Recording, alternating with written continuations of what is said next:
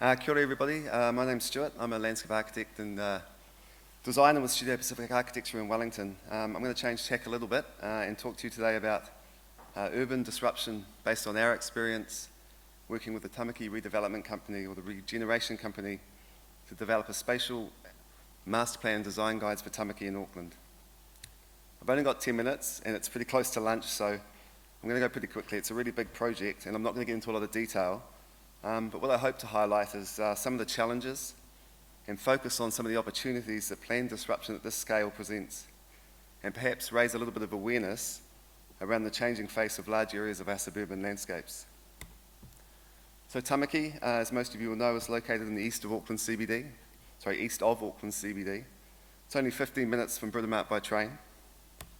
It comprises the three suburbs of Glen Innes, Point England and Panmure, and is bordered by industry and rail and the distinctive Monterey to the west and the coastline of the Tamaki estuary to the east. Tāmaki is one of the largest urban transformation projects in New Zealand, encompassing 153 hectares of land, suburban land across three suburbs. And over the next 20 years, TRC, who owns everything you see in yellow on the plan there, is going to replace 2,500 state houses with over 10,000 new social, affordable, and market houses and improved amenity. And Tāmaki is not unique. Similar programs are happening all across Auckland and all throughout New Zealand as many of our suburban areas undergo transformational change and urban densification. How do we seize this opportunity to better serve local communities? How do we maintain cohesive communities through this change process? How do we embed the ingredients for diverse and vibrant communities into the future? How do we maintain a sense of place and deal with questions of identity in the face of medium density sameness? The story of Tāmaki is a big part of the Auckland story. It's a story of long and continuous occupation. The tides of the Tāmaki River have sustained human life for almost 1,000 years. The area was highly prized for its fertile soil and food basket of cultivation, birds and seafood. The Tāmaki estuary was an important portage for trade and movement where waka could be carried a short distance between coasts. The advent of rail, industry and development has severed connections to much of this landscape. In the 1950s, an unprecedented level of house building was undertaken to develop the first state houses on the Garden City model that James talked about. In the plan you can see on the screen now, all of the areas in blue were developed in the 10 to 15 year period during the 1950s. Many of these original houses still remain intact. Now, the country is embarking on another massive state building program that's going to totally reshape the way we live and the way that people live. A shift to higher density living, much smaller houses on much less land. An incredibly strong and diverse community with a high proportion of Māori and Pasifika peoples have called this place home. Many of the community were born here. Many live in the same state house that their grandparents grew up in. Over the same period, Tāmaki has suffered chronic underinvestment. The houses are no longer fit for purpose. They're cold and damp and outgrown. It's well served with 2 train stations, but getting to them is difficult with a broken roading and pedestrian network. The streams are heavily polluted. In many neighbourhoods, infrastructure services are way over capacity or totally non-existent. There's plenty of open space, but it's just actually leftover drainage ditches, and it's extremely poor quality from every measure. So the opportunity, which I want us to focus on, is to utilise the housing-led regeneration program to set about redressing some of these issues, leverage off the broader regeneration objectives, and improve social, environmental, economic outcomes for existing and future communities. The challenge is, of course, that planned disruption of this scale is incredibly hard, and the changes are profound. These are communities with strong connections and deep ties. This is somebody's house, their friends, their family, their neighbours. And I want to acknowledge that the TRC team do an incredible amount of work with these existing communities to ensure that they're part of the journey. I'm not going to really focus on that. Lost us. There we go. What I want to talk about is more the spatial implications of the project. So what we set about developing was a principle-based master plan with a clear and inclusive vision. It's a long-term vision, and we developed what we termed a people-first approach that put people at the centre of every discussion. We framed our thinking around the question, what are the ingredients for great neighbourhoods and communities here in this particular place? By working with the community, we established 6 design principles. So our spatial design principles that underpin the plan. I'm not going to read them, but they're up there. From this, we then developed 14 key moves that are all interrelated and totally specific for Tāmaki.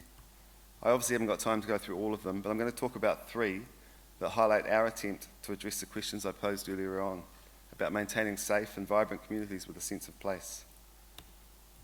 Housing diversity. One size does not fit all. In New Zealand, I'd argue we've got a pretty unsophisticated approach to housing diversity. Most new developments are delivered with a standard set of housing typologies.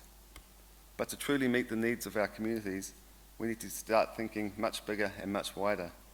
We need approaches to communal living. We need intergenerational models. We need to think about mixed use. We need to explore models of ownership that address issues of affordability. And we need culturally responsive housing.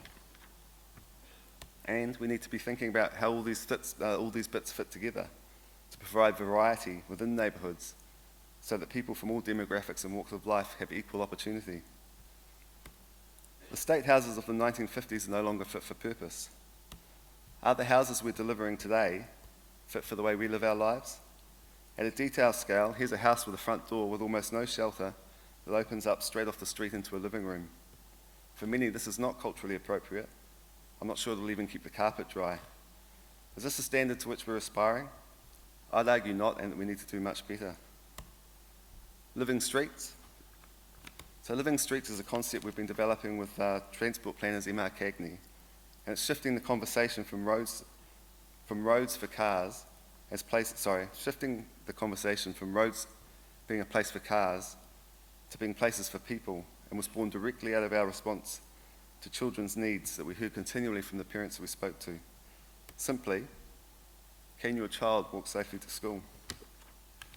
So rather than thinking about where do the cars go, we're asking the question, do we even need cars on these streets? It's about reclaiming places for people for play, for interaction and recreation. They're place-making opportunities, but more than that, they're actually about community. They also don't have to be expensive. Simply closing a street down can change the way it's perceived and used. But it's also thinking beyond the public realm. It's thinking about the building blocks that front it. We're all very good at designing tidy housing typologies with a single garage and a driveway. But what happens when we stack these all together? We kill the street for people with 1,000 vehicle crossings. We need to be thinking and working holistically at a network scale to encourage and enable a modal shift to walking, cycling and public transport. Rethinking streets is a huge challenge, but it's a huge opportunity as we start to grapple with living at density. The Tamaki Loop. So the Tamaki Loop is sort of a bold placemaking initiative that weaves together and celebrates the cultural, physical and social strength of the whakapapa of Tāmaki. It's a 10-kilometre shared cycle and pedestrian loop that reconnects people to the place, maunga to awa, home to work or school and play. It's a vehicle for storytelling, creative expression, art, celebrating the diverse cultures, bringing forward te reo Māori, promoting health and fitness, a place to meet and connect with each other and the environment. Although simple in its concept and probably not unique, it does have the potential to become a symbol for Tāmaki and an expression of its people. It's a place for the community to tell their own stories and write their own stories. So it's impossible to sort of encapsulate such a huge process and such a huge project in just 10 minutes. And I've sort of barely scratched the surface, but hopefully we can stimulate a bit of discussion about how we're thinking, a bit of discussion and thinking around how we need to be thinking much more holistically and creatively around planned urban disruption, urban densification and our suburban communities. But most importantly, I think we need to be focusing on people and really listening carefully and creating bespoke solutions that respond to unique and infinitely complex communities and environments. One size does not fit all. Thank you.